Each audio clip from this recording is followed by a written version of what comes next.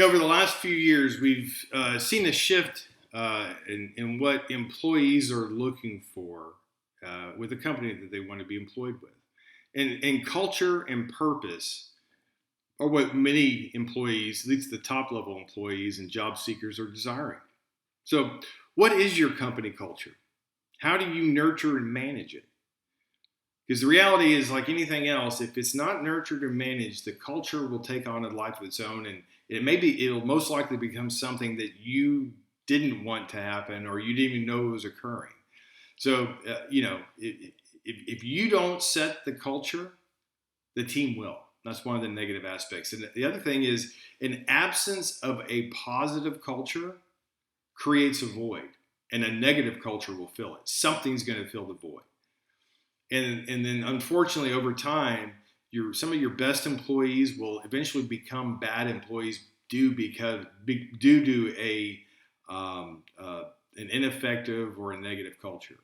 The good news is when you're able to identify, clearly communicate your culture and nurture that, your team becomes more productive because we're all working in the same direction. It's a place where we like to work.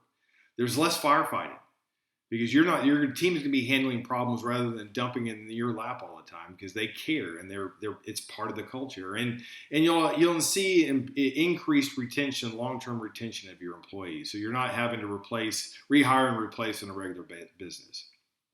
So, I've seen this where a company will, when it's young and everything, they set a really, really strong culture and everybody's on board. But what they don't realize is every time there's a staff change, we add a new person, we replace somebody comes in, somebody comes out, there's a new personality in the mix.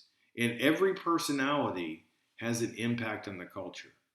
And so that culture that you originally created, will change if you're not nurturing it. So how do we do this? Well, first of all is defining what your culture is.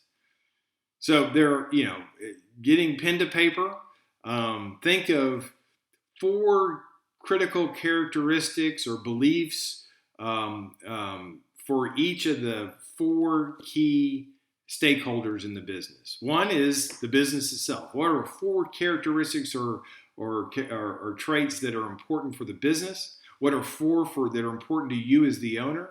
What are 4 that are important to your team? And what are 4 that are important to your customers? And once you have those down, those are your points of culture. The second step is you got to put it up where people can see it every day. Post it on the wall, print it up, post it up, and communicate about that culture on a regular basis. You can't just print it up, give it to them, and expect them to absorb it. You got to talk about it on a regular basis, constantly, and then reinforce it as the final step. Whenever you see somebody living one of those culture points, recognize them, celebrate that. That's a reinforcing. It's positive reinforcement. It's a reward. Getting recognized as a reward, and it's going to facilitate that continuing on. When you do these 3 things, you're going to find your team is more productive. Your retention's improving, and the fires that you're having to put on a daily basis are going to become less and less. There's a lot going on with this. If you're interested in a strategy planning session where we can create a customized plan on what you need to implement in your business to get that culture shift that you're looking for, I offer this. It's a complimentary service that I offer. We'll sit down and map out a plan just for your business. So if you're interested in that, schedule a discovery call with me. I'd love to talk to you about it.